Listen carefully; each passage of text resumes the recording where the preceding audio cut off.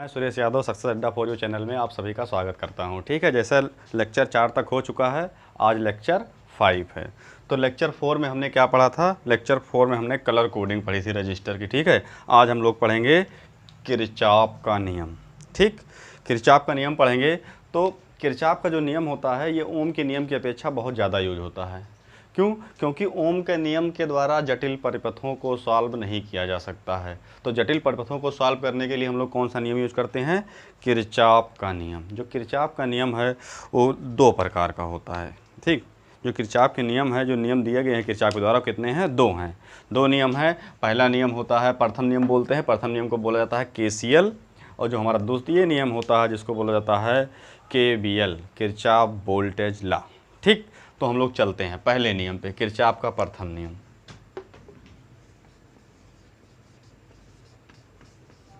Kirchhoff का प्रथम नियम, अगर इंग्लिश लिखना हो तो लिखना किरचॉफ फर्स्ट लॉ। ठीक, अगर इसको क्या बोलते हैं? KCL, Kirchhoff current law. Kirchhoff current law. ठीक, किरचॉफ करंट लॉ या ब्रैकेट में केसीएल। ठीक, तो इस नियम के अनुसार क्या होता है? किरचॉफ के प्रथम नियम के अनुसार किसी संधि पर आने वाली समस्त धाराओं का बीजगणितीय योग शून्य होता है। ठीक, किसी संधि, संधि मतलब जंक्शन। जंक्शन क्या होता है? जहाँ पे तीन या तीन परिपथ आके मिले। ठीक, तीन या तीन से अधिक परिपथ आके मिले। जैसे कोई पॉइंट ये हमने ले लिया, ये ले लिया एक बिंदु, एक इधर से परिपथ है, एक कोई लिया है तीन या तीन से अधिक पॉइंट यहाँ पे आके मिलते हैं, जिस पॉइंट पे वो क्या कहलाता है? जंक्शन कहलाता है। ठीक है, तो हम देखेंगे पहली परिभाषा हमारी इसकी क्या होगी किरचॉफ के प्रथम नियम में। किसी संधि पर आने वाली समस्त धाराओं का बीजगणितीय योग शून्य होता है। तो देखो, किसी संधि पर आने वाली समस्त धाराओं का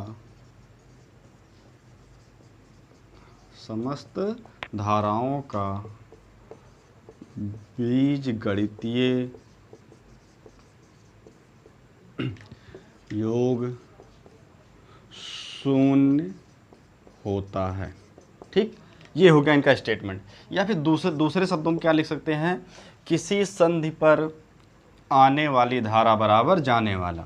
जो हमारी जंक्शन होगा, जो संधि होगी, इस संधि पर आने वाली धारा बराबर संधि से दूर जाने वाली धारा। ये इसकी दूसरी परिभाषा होगी। किसी संधि पर आने वाली धारा बराबर संधि से दूर जाने वाली। किसी संधि पर आने वाली धारा बराबर संधि से दूर जाने वाली धारा। क्लियर? मतलब जो जंक्शन होगा, तो हम लोग इसका देखेंगे कि कैसे इसको हम लोग निकालते हैं। एक फिगर बनाएंगे, उस फिगर के अकॉर्डिंग इसको हम लोग पूरा समझने का प्रयास करेंगे। ठीक है, हम लोग मान लेते हैं यहीं पे कि संधि पर आने वाली धारा को हम लोग क्या ले लेते हैं? पॉजिटिव। जो जंक्शन, ये हमारा पॉइंट है, इस पे जो धारा आ रही है उसको हम लोग क्या ले लिए? पॉजिटिव। और संधि से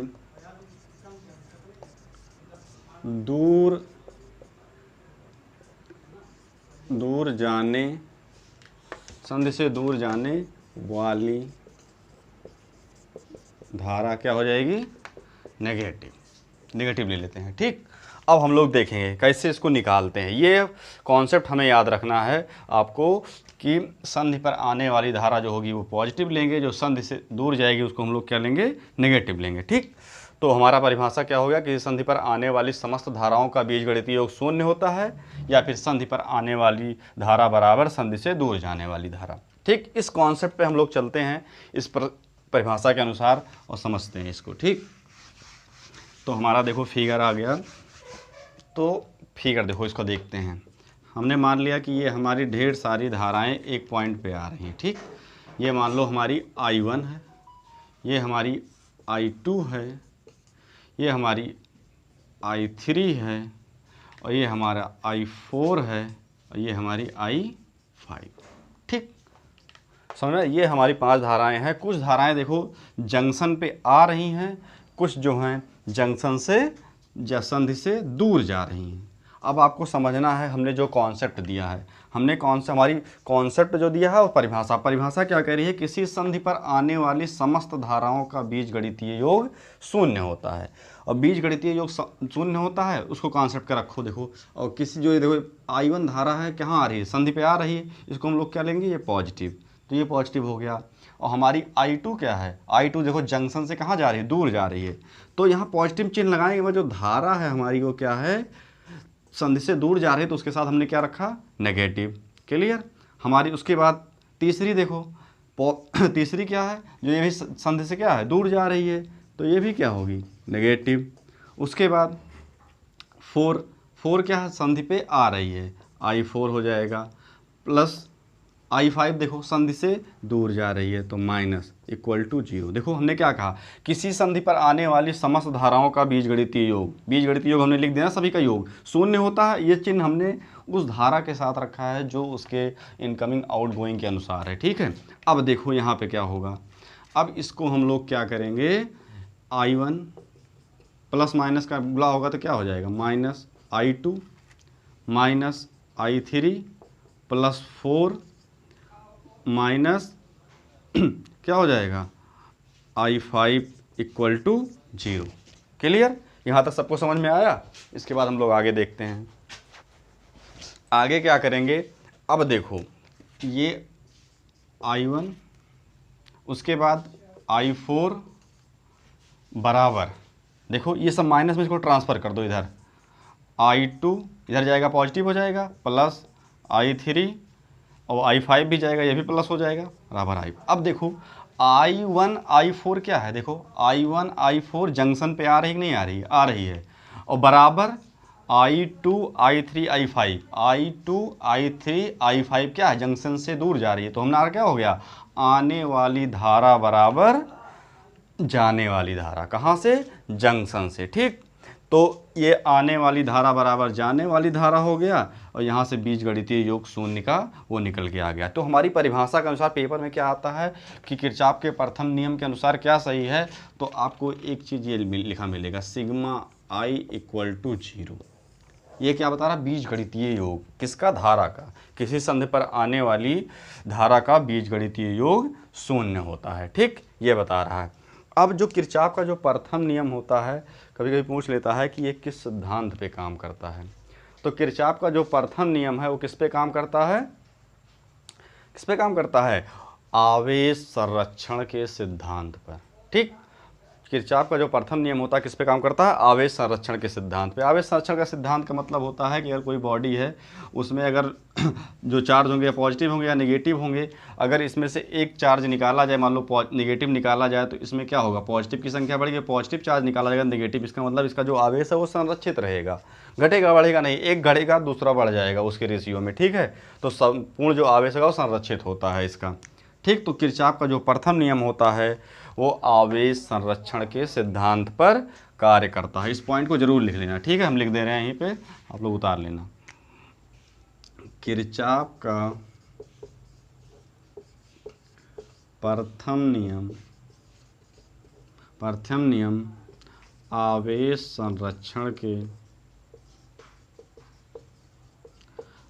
संरक्षण के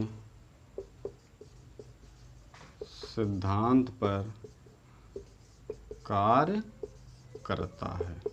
ठीक, अगर किरचॉफ नियम का हम लोग क्या करें? मॉडिफिकेशन करें, मतलब इसका जो लेटेस्ट नया रूप देखें तो क्या कहलाता है? Nodal analysis. ठीक, किरचॉफ का जो अगर नया रूप होता है वो क्या होता है? Nodal analysis. ठीक, नोडल एनालिसिस कहने का मतलब थोड़ा बहुत आप लोग जान लो कैसे निकालते हैं। ठीक है, नोडल एनालिसिस क्या होता है? जैसे कोई सर्किट है, ये कोई हमने देखो सर्किट बनाया एक, इससे आप लोग को छोटा सवाल लगाने में थोड़ा जल्दी हो जाता है, इससे आंसर बहुत जल्दी आ जाते हैं। ठीक, ये हमने मान लिया यहाँ का वोल्टेज V1 है, यहाँ का वोल्टेज V2 है, यहाँ का जो एक रेजिस्टेंस यहाँ पे R1 है, यहाँ पे रेजिस्टेंस क्या है, R2 है और यहाँ का R3 है। ठीक, अब मान ये क्या है, जंक्शन है। देखो 3 धाराएं हो रही है ना। अब यहाँ से मान लो यहाँ पे धारा I1 आ रही है और यहाँ से धारा I2 जा रही है। कोई भी दिशा मान सकते हो, दिशा से कोई दिक्कत नहीं है। ये I3 है। तो क्या हो गया, तो 3 हो गया। हमने कहा 3 या 3 से अधिक में परिपथ जहाँ मिलेंगे वो क्या होगा, जंक्शन। ये जंक्शन हो गया। हमने मान लिया कि जंक्शन का वोल्टेज V2 है। क्लियर, V2 है ना। अब देखो क्या हुआ है, किरचॉफ के प्रथम नियम अनुसार आने वाली धारा बराबर संधि पर आने वाली धारा बराबर संधि से दूर जाने वाली धारा। अब देखो I1 क्या है, संधि पे आ रही है कि नहीं आ रही है, आ रही है। तो क्या है I1, I2 देखो I2 क्या कर रहा है, ये भी देखो संधि पे आ रही है। तो I1 प्लस I2 बराबर, ये क्या है, संधि से दूर जा रही, I1 प्लस I2 बराबर I3। क्लियर। अब देखो इसमें क्या होगा, इस पॉइंट को समझने के लिए I1 का मान कैसे निकलेगा। I1 का मान निकालने के लिए क्या करोगे, देखो I1 आ रहा कहाँ से, यहाँ B1 से B2 तक आ रहा, रजिस्टेंस R1 है। तो हम लोग क्या जानते हैं, दोनों का ये क्या है, विभव है। अब विभव के अंतर के कारण क्या है, इसमें धारा फ्लो हो रही है, बीच में क्या है, रजिस्टेंस है। तो I1 बराबर क्या हो जाएगा, I1 के स्थान पे B1 माइनस B2 अपान R1। यही तो होगा इस सर्किट का भाई। जैसे कोई सर्किट ये देखो ये हमारा है, यहाँ का हमने मान लिया B1 और यहाँ पर विभव हमारा B2 है, ये रजिस्टेंस R है। इसके कारण इसमें अगर धारा I जा रही है तो क्या होगा, I बराबर ये वोल्टेज माइनस ये वोल्टेज अपान R। इसका मतलब इसका दोनों का अंतर क्या है, विभवांतर बटे इसका रजिस्टेंस। वही चीज़ तो हमने लिखा, ये क्या है, ये यहाँ का B1 है, B2 है और इसका रजिस्टेंस R1 है। तो I बराबर B1 माइनस B2 अपान R1। क्लियर। इसी प्रकार I2 बराबर देखो क्या होगा, अब इधर से देख लो, इधर जा रही है तो क्या हो जाएगा, I2 बराबर B2 माइनस थोड़ा सा गलती, यहाँ पे V है। ठीक, तो B1 माइनस B अपान R1। अब यहाँ पे क्या हो जाएगा, B2 माइनस B अपान R2 हो जाएगा कि नहीं हो जाएगा। उसके बाद क्या होगा, बराबर I1 क्या होगा, देखो I3 देखो कहाँ जा रही, नीचे जा रही, यहाँ पे क्या है, 0 है। तो क्या हो जाएगा, I बराबर B अपान R3। ठीक, ये फार्मूला बना। इससे आप लोग क्या करेंगे, इस नोड का वोल्टेज निकाल लेंगे। यहाँ से नोड का वोल्टेज निकल आएगा। जैसे ही नोड का वोल्टेज निकल आएगा आप लोग यहाँ पे मान रख देना। B1 का मान पता रहेगा, B मिल गया है तो B1 माइनस B अपान R1 पता ही है, I1 आ जाएगा। इसी प्रकार I2 भी निकाल लोगे, I3। ठीक, ये क्या हो गया, किरचॉफ करंट लॉ का मॉडिफिकेशन, नया रूप। क्या है, इसको बोलते हैं नोडल एनालिसिस। ठीक, क्या बोलते हैं, नोडल एनालिसिस। ठीक है, तो आप लोग इसको बना के उतार लीजिए थोड़ा सा। ठीक, तो समझ में आया कि नहीं, आप लोग को समझ में आ गया होगा। और हम लोग चलते हैं इसके बाद आगे। क्लियर। तो हम लोग आगे चलते हैं दूसरे नियम पे इनके किरचॉफ के, उसको देखते हैं क्या है, किरचॉफ का द्वितीय नियम। ठीक, किरचॉफ का द्वितीय नियम। द्वितीय नियम क्या है किरचॉफ का, किरचॉफ सेकंड लॉ। इसको हम लोग क्या बोलते हैं, KVL। KVL मतलब किरचॉफ वोल्टेज लॉ। इस नियम के अनुसार क्या होता है, किरचॉफ का जो द्वितीय नियम होता है इसे वोल्टता का नियम भी कहते हैं या फिर बंद पास का नियम भी कहते हैं। बंद पास का नियम भी कहते हैं। इस नियम के अनुसार क्या होता है, किसी संधि पर किसी बंद परिपथ में, कोई बंद परिपथ, सपोर्ट को हम मान लेते हैं कोई हमारा ये बंद परिपथ है एक, देखो सिंपल सा कि हमने ये मान लिया हमारा कोई बंद परिपथ है। ठीक, यहाँ का रेजिस्टेंस R2 है, ये R1 है, यहाँ की धारा I है, यहाँ पे I2 जा रही है, यहाँ पे I1। ठीक, यहाँ का हमने मान लिया वोल्टेज, विद्युत वाहक बल क्या है, EMF E1 है। ठीक, अब क्या हो गया कि हमने क्या कहा, किसी बंद पास के विभिन्न खंड, एक खंड है, एक खंड ये है, विभिन्न खंडों में बहने वाली धारा तथा प्रतिरोध का गुणनफल ना, विभिन्न खंडों में बहने वाली धारा तथा प्रतिरोध का गुणनफल तथा उसी परिपथ में लगे विद्युत वाहक बल, ये लगा हुआ है ना विद्युत वाहक बल, उसी परिपथ में लगे विद्युत वाहक बल को परस्पर जोड़े जाने पर शून्य प्राप्त होता है। क्लियर, समझ में आया। किसी देखो जैसे सिंपल भाषा में देखो ऐसे लिखा जाता है sigma I R plus sigma E M F equal to 0, यही होता है परिभाषा। इसका मतलब क्या है कि सिग्मा मतलब होता है योग है, कि इसका मतलब कई सारे हमारी ब्रांचें हैं, शाखाएं, उसमें धाराएं जा रही हैं, डिवाइड हो रही हैं, ठीक है। तो हमने क्या कहा, किसी बंद परिपथ के विभिन्न खंडों में बहने वाली धारा तथा प्रतिरोध का गुणनफल तथा उसी परिपथ में लगे विद्युत वाहक बल को परस्पर जोड़े जाने पर क्या प्राप्त होता है, शून्य प्राप्त होता है, ठीक है। तो परिभाषा इसकी हम लिख दे रहे हैं आप लोग के लिए, आप लोग लिख लीजिएगा, ठीक है।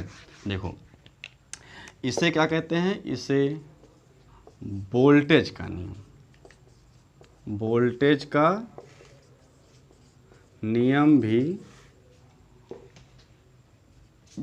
कहते हैं। और क्या कहते हैं, इसे बंद पास का नियम, बंद पास का नियम। इसका मतलब जो ये ओम का सेकंड लॉ है, केवीएल किरचॉफ वोल्टेज लॉ, ये क्लोज सर्किट में लागू होगा। जो सर्किट हमारी ओपन होगी उसके लिए ओम का नियम लागू नहीं होगा, ठीक है। इसका मतलब क्या हुआ, इस परिभाषा के अनुसार क्या होगा, किसी बंद परिपथ में, आप लोग साथ में लिख लीजिए, बोल रहे हैं, किसी बंद परिपथ में विभिन्न खंडों में बहने वाली धारा तथा प्रतिरोध का गुणनफल तथा उसी परिपथ में लगे विद्युत वाहक बल को, या ईएमएफ लिख दिया शॉर्ट फॉर्म में, विद्युत वाहक बल को परस्पर जोड़े जाने पर शून्य प्राप्त होता है, अर्थात sigma I R plus sigma E M F equal to 0। Clear, ये बहुत इंपॉर्टेंट है, यही लाइन आता है कि किरचॉफ के द्वितीय नियम के अनुसार निम्न से कौन सा सही है, तो sigma I R plus sigma E M F equal to 0। Clear, तो आप लोग इसको नोट कर लीजिए, फिर हम लोग आगे चलते हैं। इसमें देखते हैं थोड़ा और, जो किरचॉफ का द्वितीय नियम होता है ये किस पे काम करता है, ऊर्जा संरक्षण के सिद्धांत पर। प्रथम नियम किस पे काम किया, आवेश, और द्वितीय नियम हमारा जो काम किया किससे, ऊर्जा संरक्षण के सिद्धांत पे। तो ऊर्जा संरक्षण का नियम क्या होता है, ऊर्जा संरक्षण क्या होता है, ऊर्जा को ना तो नष्ट किया जा सकता है ना इसे उत्पन्न किया जा सकता है, इसे एक फॉर्म से दूसरे फॉर्म में परिवर्तित किया जा सकता है, ठीक। और जो किरचॉफ का सबसे इम्पोर्टेंट पॉइंट है, जो किरचॉफ का जो नियम होता है वो एसी और डीसी दोनों प्रकार के परिपथों पर लागू होता है, ठीक है। तो किरचॉफ का नियम एसी और डीसी दोनों प्रकार के परिपथों पर लागू होता है। तो आप लोग को समझ में आ गया होगा। एक छोटा सा सर्किट हम लोग एग्जाम्पल देख लेते हैं हल्का सा बना के, क्या होता है। जैसे ये हमारा मान लो सोर्स लगा है, ठीक, ये हमारे रेजिस्टेंस लगे हैं, ठीक।